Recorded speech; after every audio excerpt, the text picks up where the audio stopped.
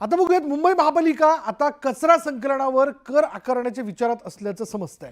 मुंबईत घरोघरी आणि गल्लीबोळातील कचरा संकलन, कचऱ्याची विल्हेवाट लावणं यासह अनेक कामं मुंबई महापालिकेच्या घनकचरा व्यवस्थापन विभागाला करावी लागतात। या सेवांच्या मोबदल्यात कोणताही महसूल मिळत नसल्यानं महापालिकेने हा निर्णय घेतला असल्याची माहिती मिळते आणि त्यानुसार जागेच्या क्षेत्रफळानुसार हा कर लागू केला जाऊ शकतो।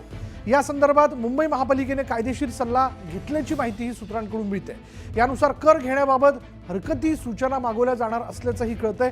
त्यानुसार प्रतिमाह 100 रुपये, 500 रुपये आणि 1000 रुपये शुल्क मुंबईकरांकडून वसूल केल्या जाऊ शकतं। अधिक तपशील आपण जाणून घेणार आहोत। आमचे प्रतिनिधी प्रणाली कापसा त्या क्षणाला आपल्या बरोबर आहेत। प्रणाली, कचऱ्यावरती आता कर आकारण्याच्या संदर्भात महापालिका विचार करते, याबद्दल काय नेमका निर्णय घेतला गेलाय?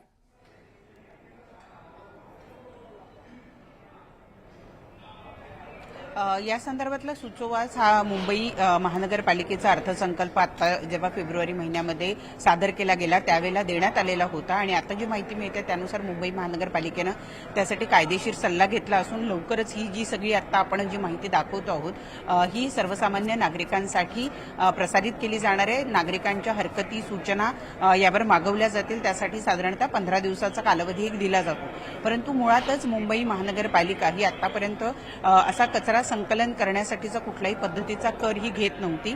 जो काही कर असेल तो मुंबई महानगरपालिका ही जो प्रॉपर्टी टॅक्स असतो त्याच्यामधला एक कंपोनंट म्हणून आतापर्यंत घेत होती। आता पहिल्यांदाच दर महिन्याला अशा पद्धतीनं कर आकारला जाणार आहे आणि त्याला मुंबईकर कसा प्रतिसाद देतात हे बघावं लागणार आहे, कारण आतापर्यंत ज्याच्यावर कुठलाही कर नव्हता अशा सगळ्या गोष्टी आता या कराच्या अंतर्गत येणार आहे। मुख्य म्हणजे मुंबईमध्ये अगदी छोटी छोटी घरं असतात, एसआरए मध्ये राहणारी लोक असतात। आता एसआरएचाही जर आपण चौरस क्षेत्रफळ बघितलं तर ते 230 किमान देण्यात यावं असा निर्णय आहे आणि त्यामुळे सगळे नवीन जे एसआरए आहेत ते सुद्धा 230 चौरस स्क्वेअर फूट एवढे असतात आणि त्यांना सुद्धा दर महिन्याला 500 रुपये कर हा कचरा जो त्यांच्या घरात निर्माण होतो त्याची विल्हेवाट लावण्यासाठी मुंबई महानगरपालिका घेणार असेल तर हे कुठल्याही गरीब माणसाला परवडणारं नाही। विशेषतः झोपड्यांतून जे एसआरए मध्ये म्हणजे आता बिल्डिंगमध्ये गेलेले आहेत राहायला अशा कुठल्याही माणसांना परवडणारं नाही। त्यामुळे या मुद्द्याला घेऊन येत्या काळामध्ये मुंबई महानगरपालिकेच्या परिक्षेत्रात येणारे जे सगळे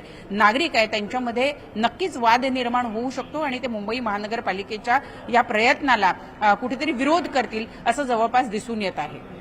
धन्यवाद प्रणाली या सगळ्या तपशिलाबद्दल। बघूयात, कचऱ्यावरती कर आकारण्याचा जो काही महापालिकेचा निर्णय याला आता मुंबईकर कशा पद्धतीने प्रतिसाद देतात, काय नेमकं होतंय हे आपल्याला येणाऱ्या काळातच कळू शकेल। बातमी धाराशिवमध्ये समाज कल्याण विभागाकडून दिव्यांगांची हेळसांड केल्याचा आरोप होतोय।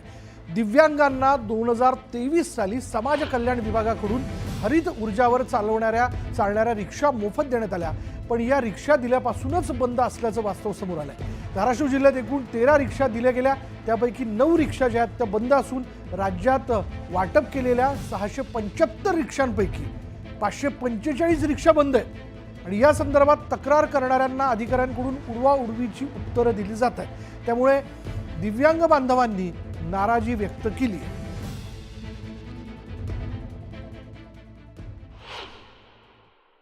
दिव्यांगांना जगण्याचा अधिकार मिळावा म्हणून समाज कल्याण विभागामार्फत जे आहे ते ई रिक्षाचं वाटप 2023 साली केलं होतं। मी आता अशाच दिव्यांग बांधवांना जो रिक्षा देण्यात आला आहे त्या रिक्षापाशी आहे, आपण बघू शकतो की हा रिक्षा जसा दिला तसाच आहे त्या ठिकाणी उपलब्ध जागेवरती उभा आहे। 2023-24 मध्ये सुद्धा हा रिक्षा जागेवरतीच उभा आहे। फक्त 3 दिवस जो आहे तो रिक्षा चालला, त्यानंतर हा जो रिक्षा आहे तो बंद झाला। एकूण 11 रिक्षा जे आहे ते वाटप करण्यात आले होते, त्याच्यापैकी 9 रिक्षे बंद आहेत, 2 रिक्षाचा संपर्क होत नाही आहे। नेमकं ही फसवणूक दिव्यांगाची केलेली आहे। आपल्यासोबत हे बांधव त्यांनी तक्रारी केलेल्या आहेत। मला सांगा काय नेमकी तुमची तक्रार आहे, कसे रिक्षा दिलेत, काय सांगायला?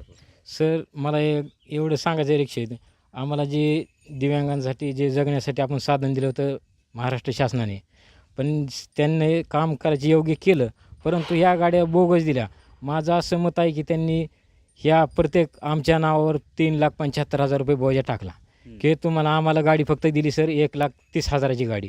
पूर्णपणे ही गाडी म्हणजे मोटर जळाली, बॅटरी जळाली, त्यात कुणाच्या गाडीचं हँडल लॉक होतं, कुणाची गाडी पलटी होती आणि पूर्ण गाड्या पलटी होत्या। किती दिवसापासून गाडी बंद आहे तुमची? सर, मी आणली आपल्याला 28 मे 24ला गाडी मिळाली सर. हां आणि तिथनं आपण धाराशिवून सर गाडी 7,000 रुपये पिकअपला भाडं देऊन मी पिकअपमध्ये गाडी टाकली हां आणि तिथनं आणली.